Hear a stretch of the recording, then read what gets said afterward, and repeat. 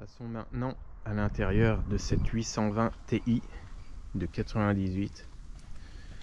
Alors les panneaux de porte sont magnifiques pour l'époque, vraiment rien à dire. C'était très réussi. Une véritable voiture de luxe, évidemment, puisque c'était le fleuron de la gamme. On retrouve toutes les commandes regroupées sur la porte conducteur. Une petite loupiote.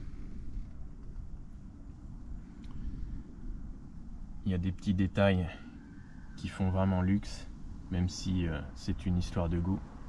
Les poignées de porte métalliques avec un entourage plastique métallisé du plus bel effet. On peut dire qu'à l'époque c'était vraiment sympa.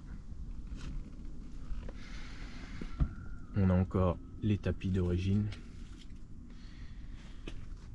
Les sièges sont sympas. C'est pas vraiment des sièges de sportifs, bien évidemment, puisque c'est une très grosse berline de luxe. Intérieur full cuir gris avec passepoil noir.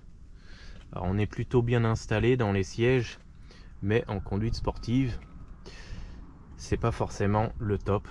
Mais bon, est-ce que c'est ce qu'on recherche avec ce genre de véhicule?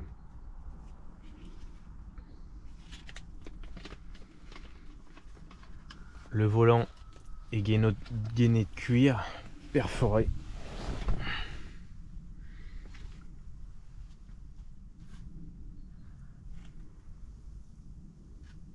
On trouve du ronce de noyer qui bien sûr n'est pas en bois.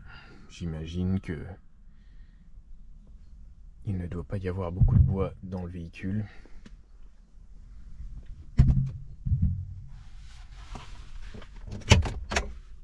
Une boîte à gants qui descend avec un système sur ressort pour ne pas claquer.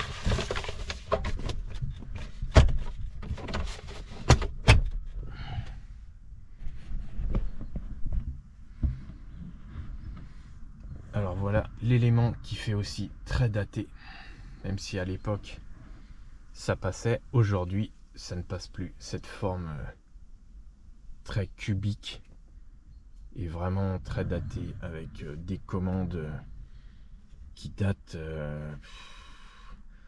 même dans les années 80. C'était pas forcément très moderne, et aujourd'hui ça fait franchement périmé.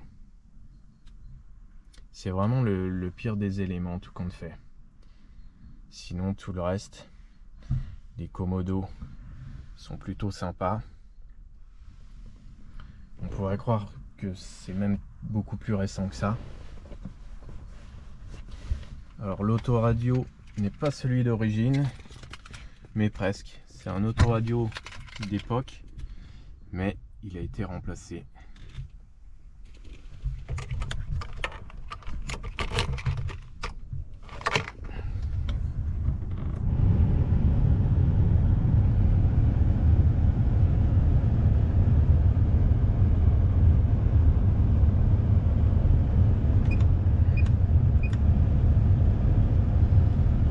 Alors à l'intérieur, ce qui est rigolo,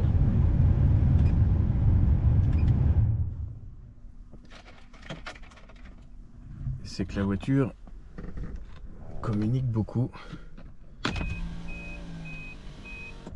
Dès qu'on descend une vitre, qu'on remonte,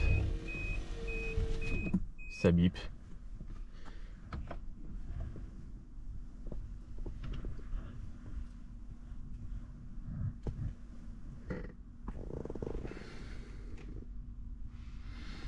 Une magnifique horloge.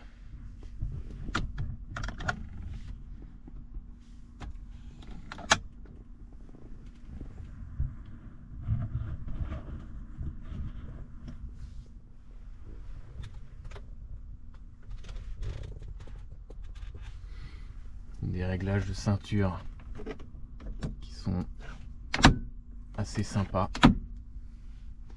On tire une petite molette. Le ciel de toit est décollé, mais bon, on peut pas vraiment reprocher ça à une voiture, puisque dans ces années-là, toutes les voitures avaient la même maladie. Donc un rideau de ciel de toit ouvrant avec une persienne, toit ouvrant électrique.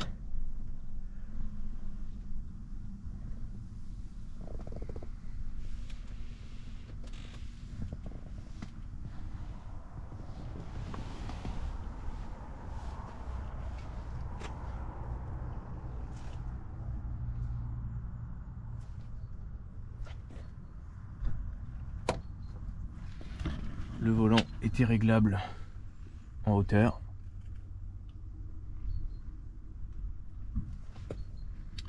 Les sièges à commande électrique uniquement pour le conducteur.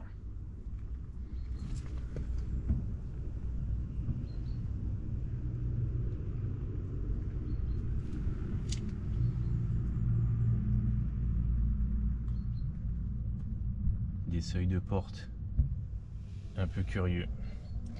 Et encore un détail qui fait vraiment véhicule daté, des vis apparentes cruciformes. Ça aujourd'hui, ça passe vraiment plus. Autrement, les panneaux de porte sont vraiment de belle facture. À l'arrière, c'est à peu près le même tableau. Éclairage, des panneaux de porte super bien finis qui font vraiment moderne pour l'époque. Au niveau finition, c'est vraiment top, ça vieillit bien, ça décolle, ça ne se décolle pas, ça ne bouge pas. Donc on a une partie en cuir, on a du simili et donc ça ressemble vraiment à un simili plastique. C'est assez dur, mais c'est vraiment de belle facture. Il n'y a pas grand chose à dire. Au niveau finition, c'est presque parfait. À l'arrière, on a de la place. 3 appuis-têtes. Donc le ciel de toit est bien décollé, mais bon.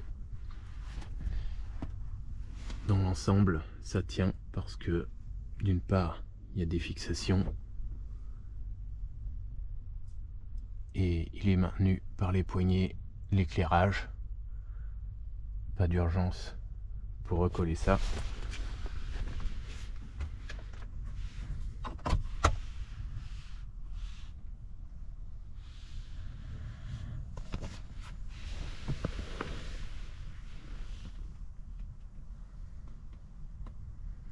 Alors quand on est à l'arrière, les appuis-têtes semblent vraiment énormes. Et les sièges ne font pas vraiment penser à une sportive. C'est très très gros. Cela dit, l'intérieur fait tout de même très spacieux. Rappelons que le véhicule fait près de 4,80 m. C'est vraiment une voiture immense. D'où le poids, près de 1400 kg.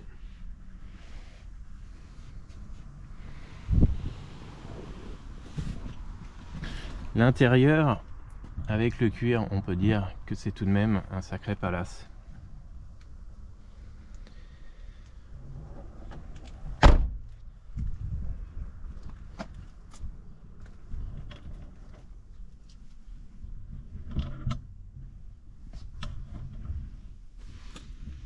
Donc tout ouvrant électrique, le frein à main qui est assez original, puisque on ne voit plus vraiment ce système aujourd'hui. Ouverture d'essence, la malle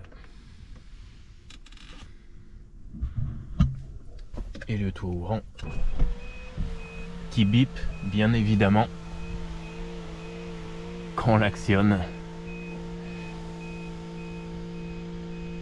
au cas où on serait aveugle et qu'on ne se serait pas rendu compte qu'on ouvrait le toit ouvrant.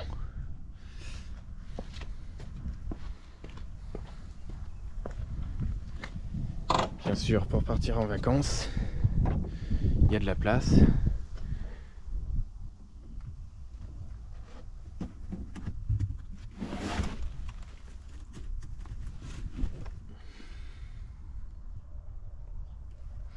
On trouve une roue de secours, bien évidemment, puisqu'à l'époque, c'était toujours comme ça. On avait un emplacement dédié à la roue de secours, aux galettes ou Jean Talus. Rien de particulier dans le coffre, un petit éclairage.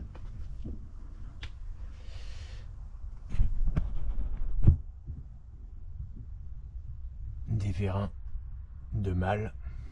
Alors c'est pas un système comme sur les Honda avec des barres qui servent de ressort. On a une petite tirette pour l'essence au cas où.